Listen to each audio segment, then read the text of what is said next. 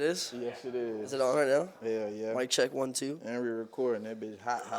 I got my glasses on. You can get the full glare of the outside. All right, so where were you in between in time of 8 p.m. and 9 p.m.? Last night? Yesterday? Yeah. 8 p.m. and 9 p.m. I was driving to my house. Do you need more details on that? Nah, because we got you on. I can give you the full scope if you want. We got you on camera doing something else. Oh, sheesh. Look at this backdrop, though. It almost feels like unreal. This is actually a green screen. See, look.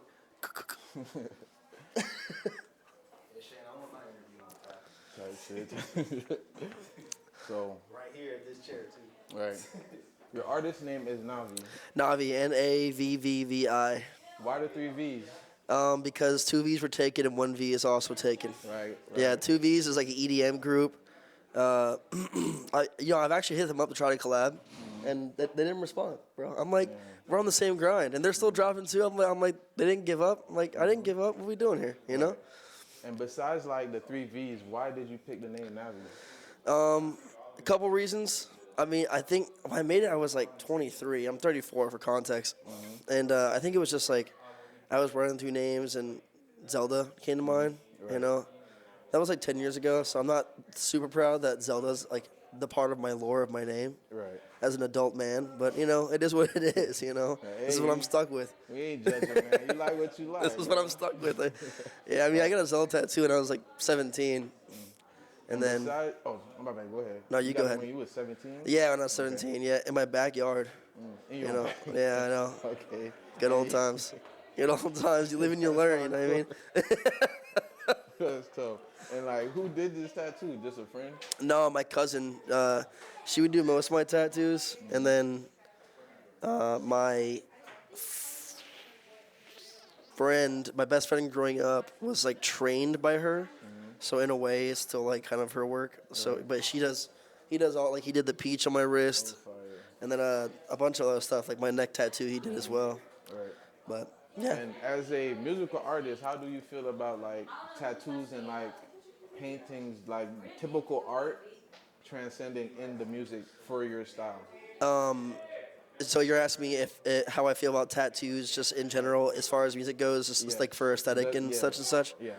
I think it's fine. You know what I mean? I think self-expression is more important than anything else. If someone wants to express themselves with tattoos or crazy hair or even their sexuality if they want, whatever they want to make themselves, you know, fit out in a large sea of a lot of artists, especially nowadays, you know what I mean? Right.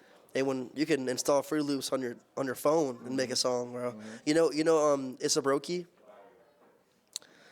No, they are like a queer adjacent artist, like in the hyperpop scene. Very, very sick, very aggressive, like hip hop. Right. That human being only records on their phone, and they are like 1 million+ streams all the time. And like it's like I'm not like saying that like disqualifies the quality of their music, but that's just like we're here now, where you no longer need like a studio setup. You just have your phone. That's all you need. That's crazy, you know. Right. Which I'm like pro that, by the way. Right. How long have you been making music for? I've been doing the Navvi project for like roughly 10+ years. 10+ years. But I've been in bands and such since I was like a preteen. Right. Yeah, I started playing drums. I was in like some bands growing up. I was in one band called the Suit Swingers. I played drums for. It's like a artsy fartsy indie project that I was in like locally in Orlando in the punk scene. A bunch of other stuff. Right. But and so, 10 years ago when you first started, because we just kind of touched on the ease of access of just being able to record on your phone. How did you begin like first recording music? Just off my PC. I've always been like a hyper PC nerd, so I always kind of just had like a good setup for video games. So it kind of transferred into music stuff as well. Yeah, so I guess that's the answer to that. I mean, I would say a big thing too is just kind of the passion for it and wanting to up my gear all the time. So I would try to buy just microphones and equipment and learn that way. Like a lot of the stuff that I do is definitely like DIY. I taught myself everything that I know. Like I've like shot and edited like 10 videos. I taught myself all that. Like I taught myself how to produce and engineer. Like, you know, like YouTube's a crazy teacher. Right. You don't need university. Yeah. YouTube goes crazy. Facts, you know. Facts. And how do you feel the ease of being able to just anybody could make music now basically with a phone? How do you feel like that affected music?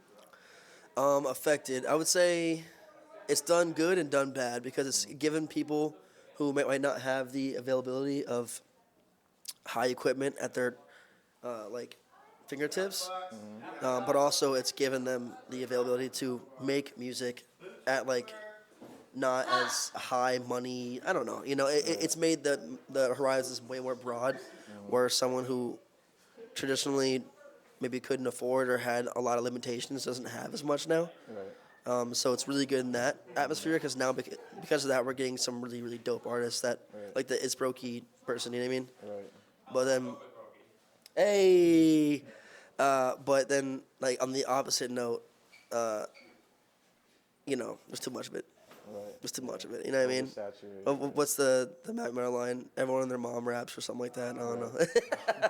So, Yeah, you definitely gotta do something real special to stand out nowadays. You know, exactly. we're on the grind set mentality of society currently. Right. You know, Facts. we out here. Yeah. Let's do it.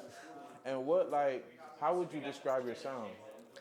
I always have a complication with this because I get pigeonholed. Is that the word? Pigeonholed, boxed into being called trap metal. But I always kind of refer to like metal hip hop, which is pretty much kind of the same thing. But I don't know. I think you know how every artist, whenever they get late put into a box, they're like, I'm not that thing, you know? Like Nirvana hate being called grunge. Now they're like the grunge band. You think of grunge, you think of Nirvana, you know what I mean? You think of new metal, you think of Limp Bizkit and Korn. Right. And Yeah, speaking on that, like, you, basically what you said is, as artists, you don't really determine your sound. Your fans do, basically. yeah, yeah, Right. yeah. Right. So how would your fan, like, have you ever had any interactions with your fans to where A they, lot. Yeah, I mean, I've been doing it for 10 years, so it's, I've had a lot of fan interactions just in like day to day life or at shows or online, you know? It's been a lot. I've definitely noticed whenever like an artist takes over in that genre, I get compared only to that artist, even though I've been doing it before them. That's not a flex, that's just the honest truth. Like, I've been making music like before XXX and before like Lil Darky, who are like the two big names in trap metal, I'd say, like the two household names. And I I get compared to them all the time. And like, it's songs that came out before they even were a thing, you know what I mean? I would say if I'm close to anybody, it's an artist named Syringe or Sibber. When he first came out, he's kind of like my biggest inspiration, especially when I first started. Like, he was a huge inspiration for me. And a lot of my peers as well. He's inspired. I can safely say that. But yeah, right. And where are you from? You're a Florida native? yes, I'm a rare breed of Orlando, Florida, born and raised. Yeah, this is a melting pot of many many great peoples and cultures, and here I am, just Trey, just Navi, just sitting here. And throughout your life, how did you, like, what changes have you seen made to Orlando, good and bad? Bad, definitely like gentrification, hella in the art scenes. Like Mills Avenue was a huge like place to go when I was a teen for like finding new and up and coming artists. Right. Now it's a lot of it's been pushed aside. You still have some great venues out there like Will's Pub and Uncle Lou's is like a classic venue as well. But a lot of it's been overran by like one or two companies. Like Tori is a part of that company, and Poorhouse and Alfie's is a new one, but they're all like super, just not really worth your time or money, in my opinion. But I'm also a hater, so. But that's my biggest complaint. But that's like kind of any city. Once the rich, sniff out any kind of culture or any kind of movement, they're gonna want to get as much money and milk it as much as they can. Right. Shout out 2025. Shout out CEOs. Shout out 1%. But I would say the positive is more and more cool people are coming to Florida. Right. Like I know right now, like we're getting a huge resurgence of like people from New York coming to Florida, which is cool, because people from like the upper right are very interesting in a good way. Yeah, In a good way. different, like, Yeah, yeah. different. They provide a lot of different context for things because like I'm raised in like southern hospitality kind of vibe, and New York is very much so the complete opposite of that. Exactly. Yeah, I'm not saying they're mean, but they can be mean. You know what I Right, mean? That's yeah. just kind of a part of their culture. You know what I They're mean? just less invited. Exactly. than Yeah, Southern but they're tight. Like the person I'm dating is like from that area. You know what I mean? people. Right. But yeah. And let's get to the meat and potatoes, man. Why are you here today? What we doing, man? What are we doing? Making music, making videos, making a difference. Right, facts. I like that. What video exactly we shooting today? Song's called Newport New Start. It is a very fun song, I guess. When I made it, I was just trying to see how many things I can incorporate into it, as far as like I don't know, different vibes. I'm the same words. When I made this song, I wanted to see how many things can catch on. Is essentially what it was, and I originally intentionally wanted to make a video for it, but the person fell through, so this kind of like was a perfect resurgence of my ideas or my idea for it, which was just a bunch of random stuff, and then things are happening, and then it's fun, captivate as many eyes as I can. Right. Yeah. Dope, dope. There's a whole part where I'm just like yelling why, wah, like for mad long, you know what I mean? Right. Yeah. And what inspired you to make Newport New Start? Well, in that time of my life, this was like maybe like, because I made this song maybe like the beginning of this year. It was important to me to kind of come back because I had been MIA in music for a while, so I wanted to just make fun things to listen to. Right. So that inspired it. Also, with that in mind, I'm like, it's kind of like a reset song, you know what I mean? It's okay to reset, do things differently. Right.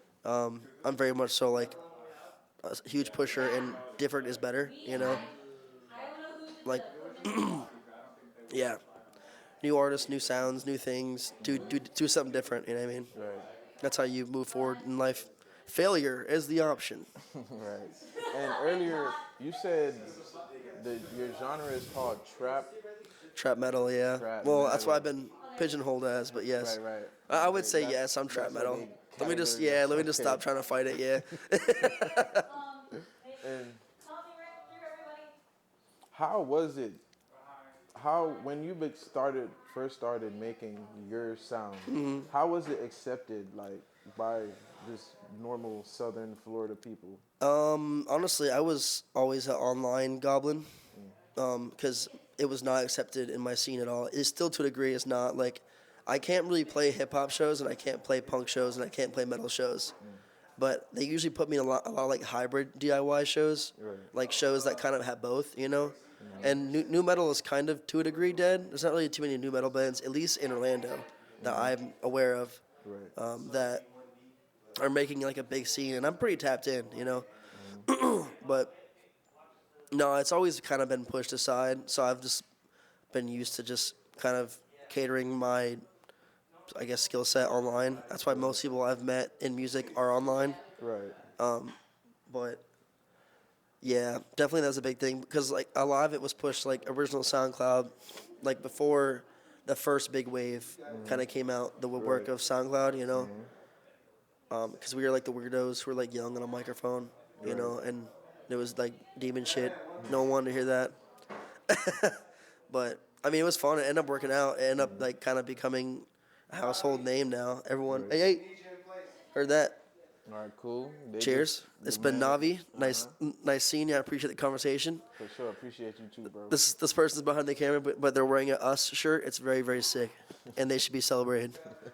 Appreciate you, bro. Enjoy yourself, bro. Break a leg, huh?